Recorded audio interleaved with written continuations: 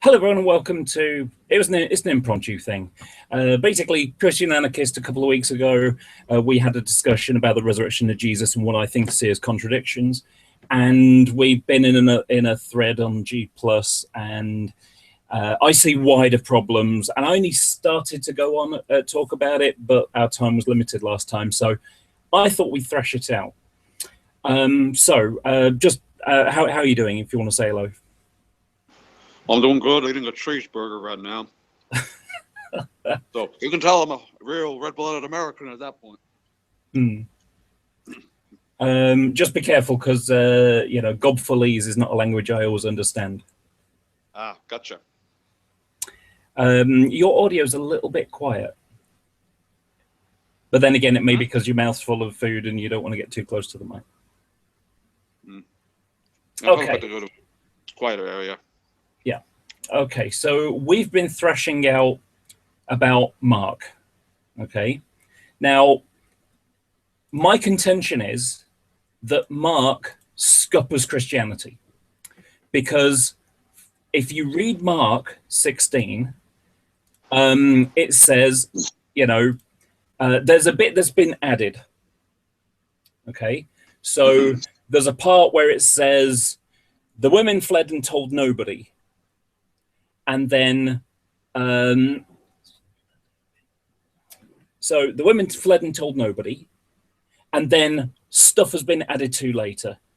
Now, Christian Anarchist and I are in agreement that the stuff at the end has been interpolated at the end. It's been added to the end and is not canon. Okay? But the problem is, if it is not canon, then it ends with the women fled and told nobody. And if the women fled and told nobody, then how could anybody know, including Peter, including Paul? Corinthians goes out with, saying, the scriptures and, all that kind of stuff, talking about the resurrection. And, none of that stuff applies, because if the women told nobody, then they didn't go and tell Peter. And was it James? I can't remember who the other one was now. But they didn't go and tell John. Sorry, Peter and John. So they didn't go and tell them, and so the whole house of cards falls down.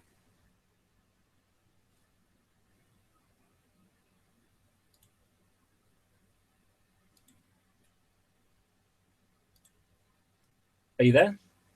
Yeah, I'm here. Just you want a response on that from me, or? Yeah. I want you to explain how, this is not a contradiction and how it works for you. Because for me, right, it's the death knell.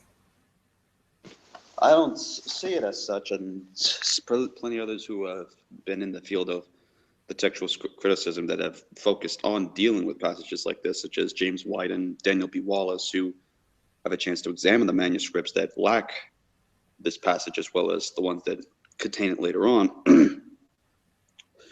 The fact of the matter is that originally these were oral tradition was the gospel presented, and I'm not sure specifically how they, if they had their own their own stories, such as their own gospels were the oral tradition. But my understanding is that it's the general concept of the gospel is what they had, and that when they wrote these gospels, they each had a theme and a message, such as, and plus a purpose, such as John's gospel, the gospel that is most famous for being handed out to people in general. It's a gospel for people who are already Christians. Right. In one of the passages, it says, I write these things so that you may believe in Jesus Christ, which the word used in the Greek is so that you may continue to believe. And likewise, everyone else has their own thing. But Mark's gospel is presented in a way towards the Gentiles to make them have this kind of eerie, questionable aspect. Like there's things that happen in each chapter that kind of leaves you like, what happened there? I mean, we need to know more about this. Mark keeps you wanting to, answer and fill in the things for yourself, like the end of the story, The Giver. If you've ever read that, the reader wants the narrator the author wants you to kind of put in whatever ending you want later on and what happens. I'm sorry, that you're now then creating, you're basically turning it into a choose your own story now. No, I'm trying to explain more on that. The point with Mark's gospel is that he's basically, with his deal, and then that should have been, then that is probably a terrible analogy. The main point that Mark is trying to do is that now that you know this stuff, with what vaguely I've told you, what are you going to do now? He wants to give the reader an option based on the mystery of Christ and the resurrection. So it says they told nobody, but that just simply is just the end of the story. It doesn't explain later on what actually does happen that the other gospels elaborate on, because Mark wants to specifically address a point and to get a thought process going on involving conversion. I'm still struggling to see how, so we do know that Mark was the first written down, and we also know that Mark was the first gospel and that the others have been elaborated from that. You just said so yourself. I don't think that they've been elaborated on of that. Well, you see, here's the problem. Okay. Mark is not true then. Why is that? Because if he finishes, you can't just sort of say, oh, well, I'm just going to choose to add something on the end of it because that's convenient. No, this is supposed to be true. If this is true, if every word of Mark is true up to the bit that's been added on the end, okay, then the women told nobody. You can't say that the women told nobody, oh, but wait a minute, no, the women told people. The two are separate things. They are not the same. They are in contradiction. Okay. So note what the gospel is called, the gospel according to Mark, and he writes it down and has a specific purpose. The general gospel in general is to be found within all four of the gospels. It's just that for Mark, he does not include the part that includes the resurrection and such, and there's a reason behind that in the written form. But did he talk about the resurrection, and did everyone else believe in the resurrection beforehand? Absolutely. And that's what we have concerning Paul's epistles and Paul's writings, that there were people that believed that. In fact, along with the disciples, 500 eyewitnesses to the resurrection. How do you know this? Because we see this in 1 Corinthians chapter 15. You're going to use the Bible to prove the Bible's true. So we're talking about an oral tradition. I mean, let's not forget, hang on. Let's not forget that this is oral tradition that at least 30 years later have then been put down in text. Now, have you ever heard of Chinese whispers? I don't know if you call it the same thing. Chinese whispers? Yeah, it's the kind of thing where you say something to someone, you go around in a big circle, and you see if the same thing gets said by the time it gets around the circle. Yes, I've heard of that, and concerning the time and the culture that they're in, that's not possible. That's not possible. It's not possible that someone said something, and then when they repeated it the next time, and someone passed that on, and someone passed that on. And remember that this is 30 years. It's not like they've got, someone writing this stuff down. Did Jesus have a stenographer at the Sermon on the Mount? A stenographer? Yeah, like the lady at the court that's typing in the little tiny keyboard doing an extract of exactly what was said. No. Right. So, so how can you possibly say that this stuff is word for word accurate in any way? Because I thought I sent the video that explains that back in that time. Yes, I saw that. And I'm sorry, it's bullshit, because I also looked up the source. I can't remember the name of the guy. I looked it up. And it was, this guy, there was this guy in about the same period who memorized, it was something like 50 names in sequence or something. And there's no evidence that happened. That's a claim, an unsupported claim. But you're going to have to do better than saying, oh, this is all true because some people who couldn't read or write, mostly couldn't read or write. And I believe Mark is one of them. I don't think Mark was, what did Mark do? He was a fisherman, wasn't he? From what I understand, Mark was a scribe, so concerning that, Mark and Matthew were more the scribal type of people. I mean, do you actually think that the people who wrote the Gospels were the actual disciples?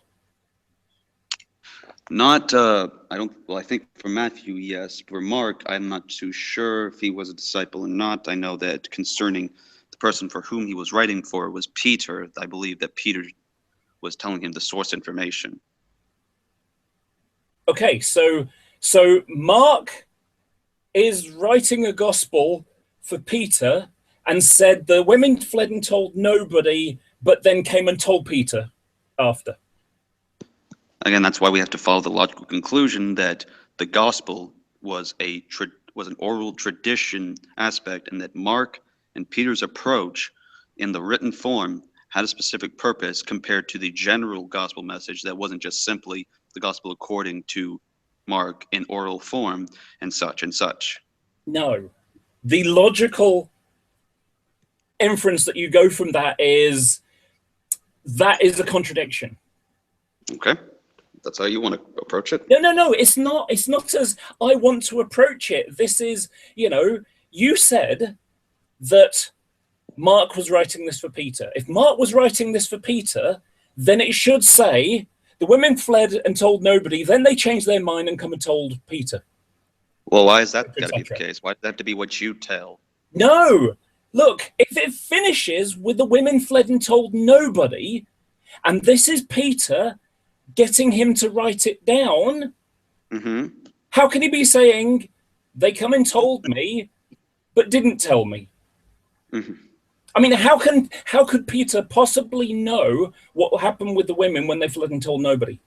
Because again, as I've stated, sir, he's not wanting that fact in this particular gospel. He is writing that for a specific purpose, and the purpose is to leave the reader of the gospel to answer the question. Now that you know about these things, what will you do if you were in our shoes and this was all that you had to know? I would have doubts. I would say this makes no sense. And this is the point that I've been trying to say for a while, all yesterday and today, I was basically hammering on you and saying, look, one of them is true and the other one isn't.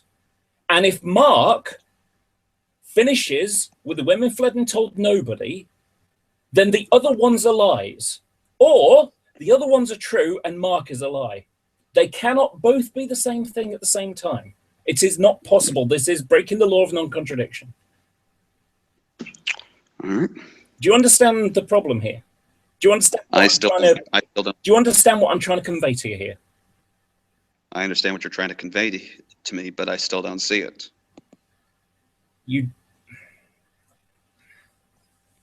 And concerning what you said earlier about the whole memory thing, are you familiar with Plutarch? Not sure. Go on, remind me. Well, Plutarch, as far as I've understood, was a philosopher of sorts. And in a work he wrote called Education to Children, in chapter or section 13, he talks about the demand and the campaign for the memory aspect that I was mentioning. And here is from chapter 13 or section 13, where he says, quote, "Above all, the memory of children should be trained and exercised, for this is, as it were, a storehouse of learning. And it is for this reason that the mythologists have made memory the mother of the muses, thereby intimating by an allegory that there is nothing in the world like memory for creating and fostering. This then is to be trained in either case." I mean, that makes sense, because, I mean, if you think about it, they didn't have people, most people couldn't read or write.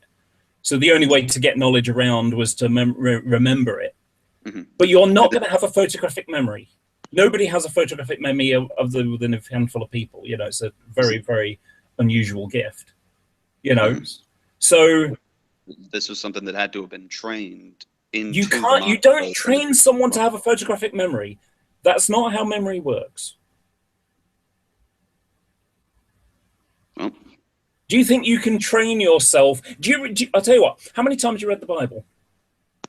So far, I'm still currently in the process of reading it entirely.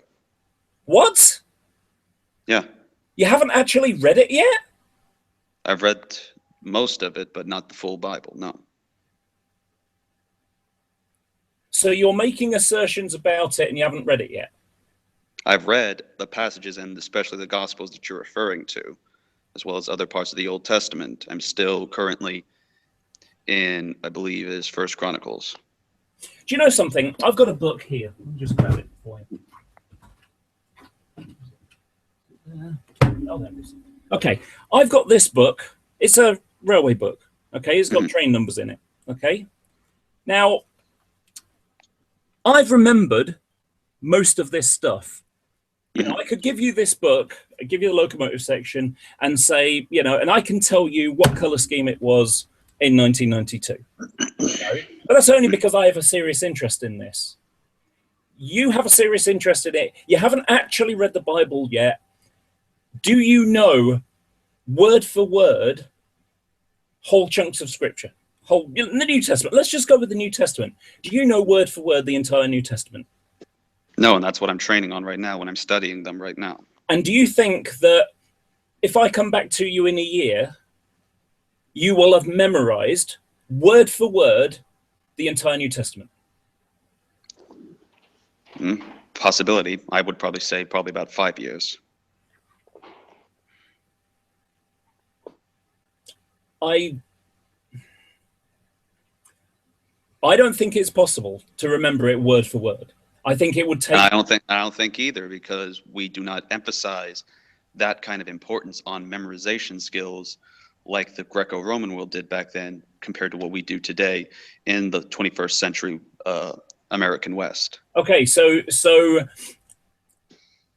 emphasizing the importance of it isn't doing the memory, you know, remembering part. You know, it's saying, okay, it's important to remember this stuff, you know.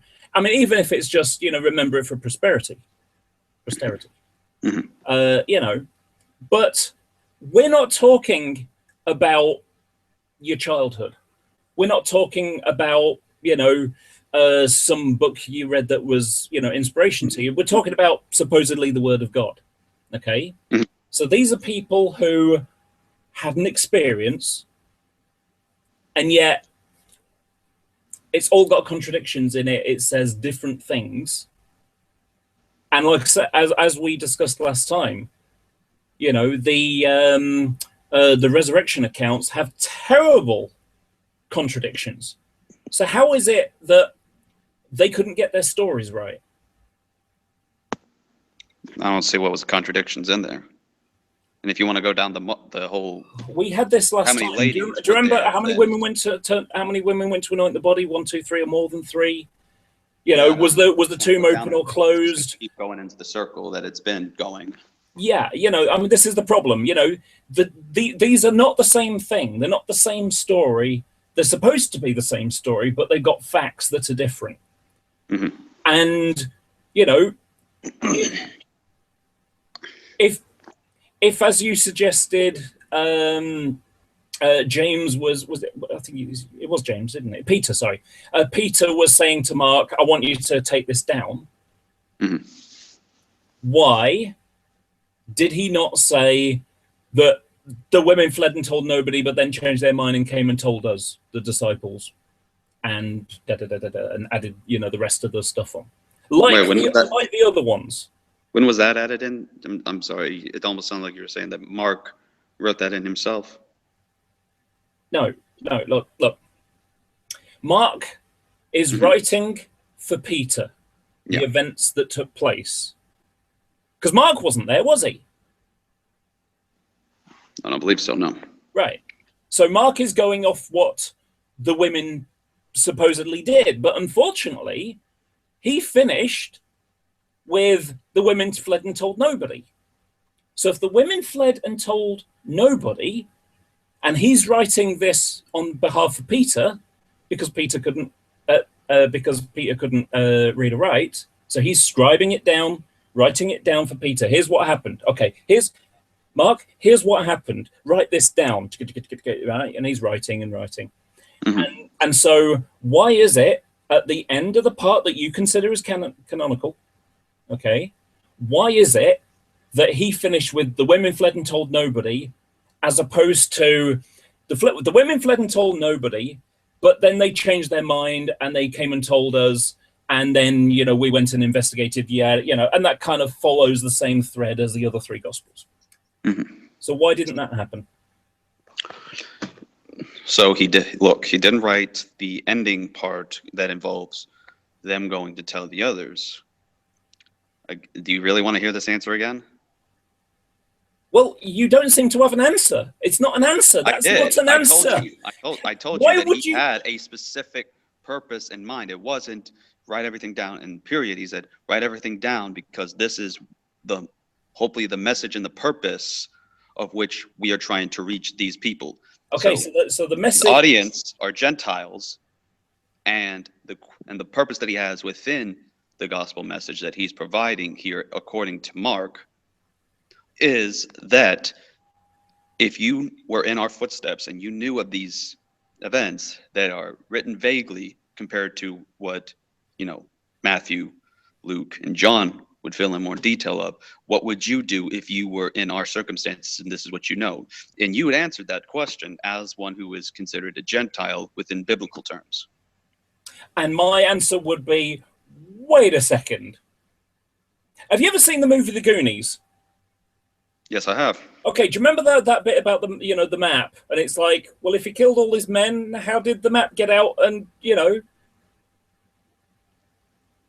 it's exactly the same story here. If the women fled and told nobody, then why would he say, and that's not what happened. Why would he say it? He's lying then.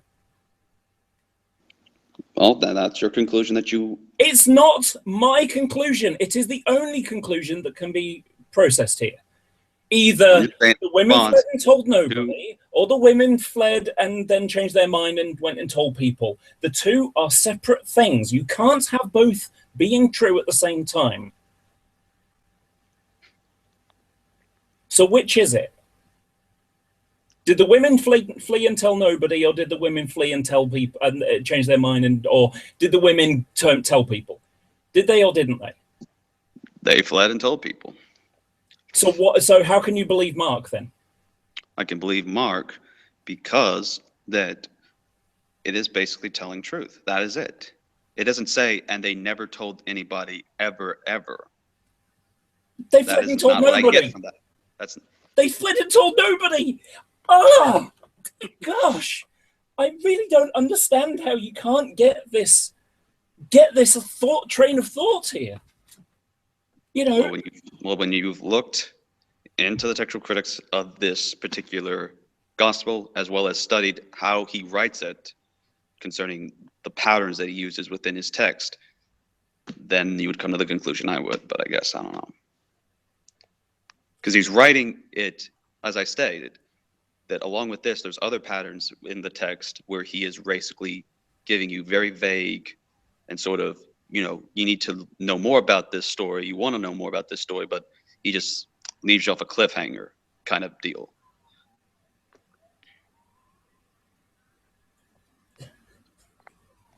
And so likewise... Do you know what this sounds like to me? This kind of sounds like one of those, those 1930s style Flash Gordon kind of things, where at the end of it, the ship explodes in fireworks, and then at the next episode, the ship's fine. Wait a second, didn't the ship explode? Is something wrong here? I don't know. There's some hangout going on. Go away. What's going on? Oh, I had a ping from a hangout. I'm just making it go away. But this is effectively what you're presenting here. I can only look at it from the way it is displayed. What other form do you think I should be viewing this? Is this the word of God? Mm-hmm. Is it true? Yeah. So are there extra bits that have been added or not? There have been extra bits that have been added within the New Testament over a period of time, yes. But what I'm trying to say is, when it comes to Mark, is Mark true? Yeah. Just like First John is true, even if it doesn't have First John 5:7, and we can know that Jesus is a good moral person, even if we don't have the story of the woman caught in an adultery. This is getting off the topic of what we're talking about here. You know, I mean, an example, you know, like say, you can't have two stories saying supposedly the same thing but different things at the same time. You know, perfect example. In the Mark version, the tomb's open, they go in the tomb and they find one young man in a white robe sitting down. In Luke, it says two men in white robes standing. Or, of course, you know, in Matthew, this is the earthquake, angel descends, you know. Now, like I say, they're not the same thing. They can't both be true at the same time. So how do you square that? I can simply square it just like any detective can square things when they hear different conflicting stories on something from eyewitnesses. But it's not true. Then one of them is not true. One of the aspects that they might be telling is true, but the No, only thing is the facts, the individual facts. Mm-hmm. You know, the gunman, was he a white guy or a black guy? You know, it's you know, let's change that. That's not. Was it a man or a woman? You know, the person who fired the gun, was it a man or a woman? Well, one version saying it's a man, one version saying it's a woman. Now, obviously, we need to figure out which of them is true. And you don't just sort of say, oh, they're both true. Really? How could they both be true at the same time?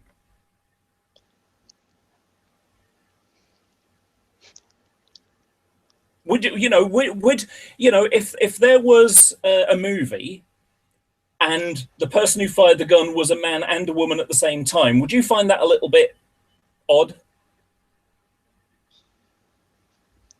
Slightly, yeah. Right. It's like, wait a minute, this story makes no sense. So how do you manage to say this doesn't make no sense? This doesn't make any sense in the movie version, and yet when it comes on the Bible version, oh, they're both true. They're both absolutely true. So there was one man sitting, two men standing. Mm-hmm. Which is it? Which is it? They'd end up telling somebody. No. Look. I'm going to ask you a straight out question, okay? The tomb was open. Mm-hmm. Women go in. Was there one man sitting or two men standing? Which one? I don't know. I'd have to look back at this. Would you like me to display on the screen for you both versions? You managed to show both of them before, but as far as I can tell, concerning the matter of how many were there, I don't think ultimately that that I know the answer to that. Okay, so why, you know, but how I think you don't seem to be answering the question here. You really seem to be diverting away from answering the question that I just asked. One man? No, because I don't have an answer for it. Well, you don't have an answer, but you seem to say they're both true. Mm-hmm. This is the problem. You know, it's like, I don't have an answer, but both are still true. You're introducing a new topic concerning that for me to investigate, which is the topic of whether there was one or two men standing. Let me pull them up on the screen for you, just so you can see, you know, because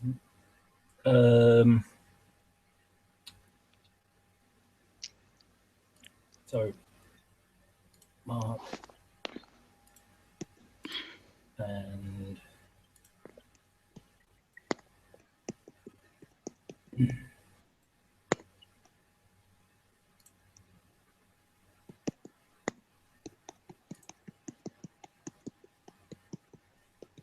Which version do you prefer? I don't care. I've got the NIV up. It just happened to be I was skimming, and sometimes you sort of flip between them, and you sort of get the general idea what someone's trying to say. Is that one suitable? Whatever you want. Yeah, but I don't care. NIV, ESV, King James, New King James, they read the same to me. Okay, right, fine. Okay, so this one's Mark, and it's 16:5. So let's just stick it in blue, and don't know why all of that went in blue. Let's just refresh it. Okay, let's try again. Okay, and then Luke is 4.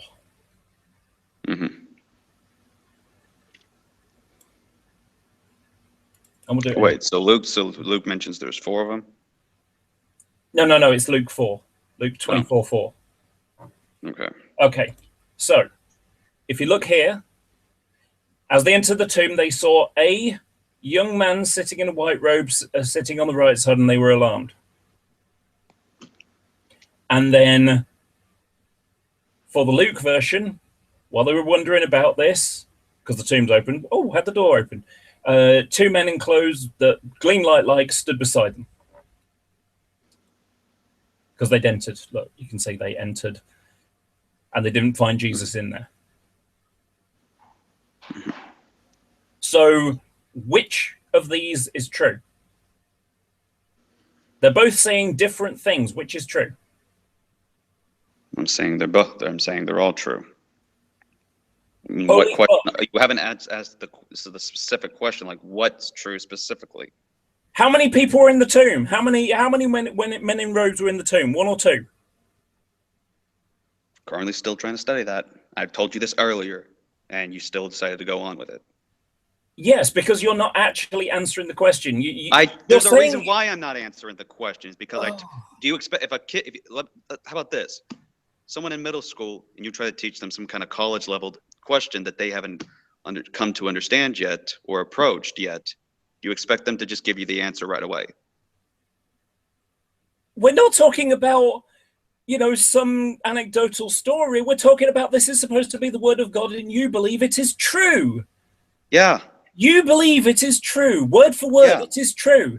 If it is true, and both are saying different things, how do you come to the conclusion that one is correct or the other one isn't? And they can't both be true at the same time.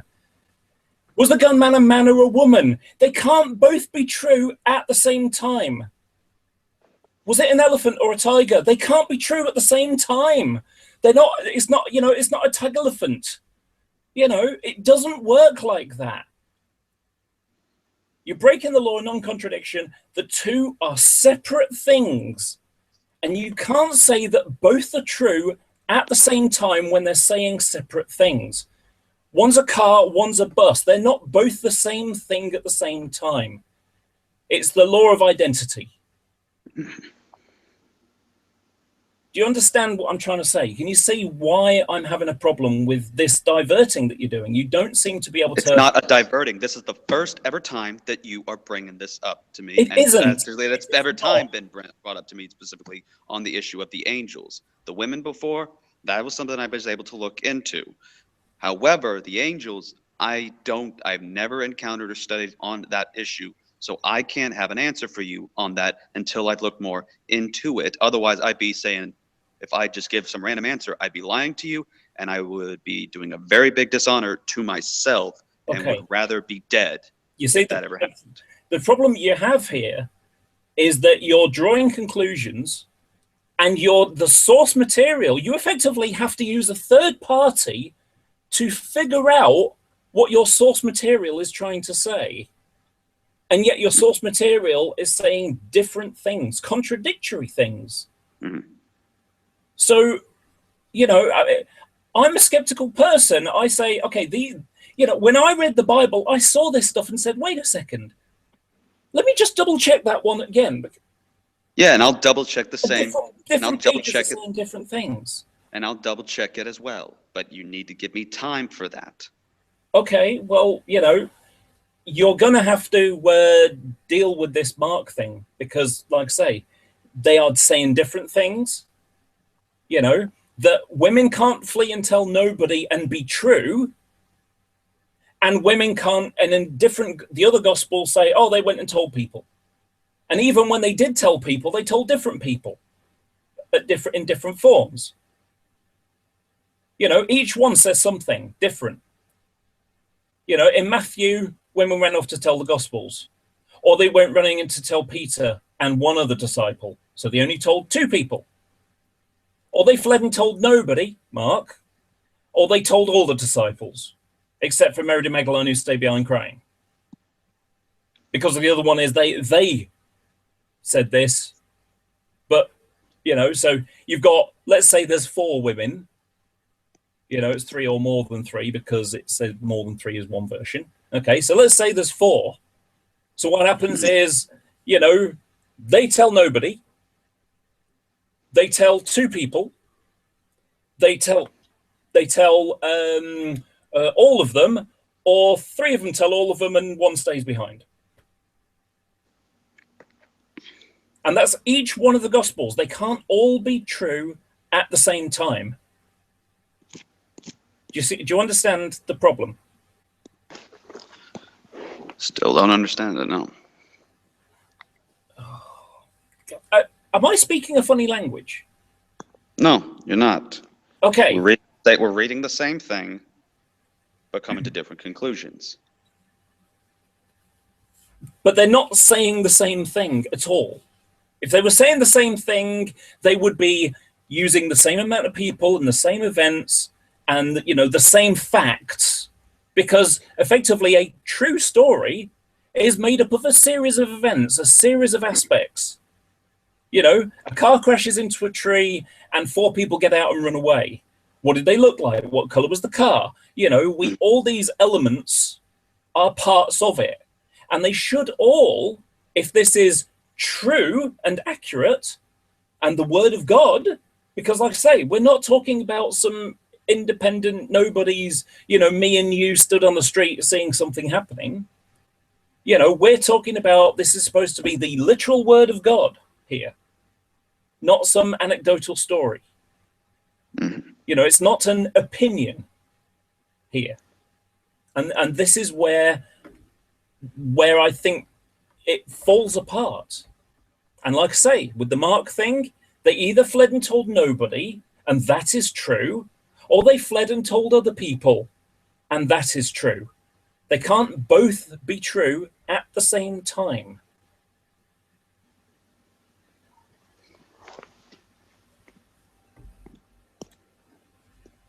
Does that make sense? Honestly, don't know what you want me to tell you. I want you to tell me that what I just said makes sense. Well, I believe what you said makes sense, but however, I still don't see I don't follow your conclusion, though. Well, the conclusion is that they don't make sense if all of them are true at the same time, and they're saying different things. That is the conclusion. This is the only conclusion that can be reached here. All right, and that's your conclusion, and I will just come to a different one. Sorry, but what I've read has convinced me in my conscience otherwise. So.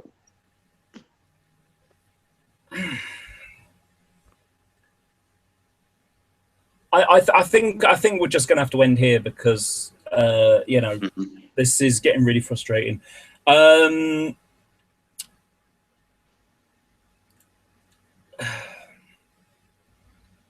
Yeah, I'm going to invite the Hangout open, but I'm going to close the live section because you know, we're going nowhere at the moment. Anyway, so speak to you another time, okay? All right. Bye-bye, everybody.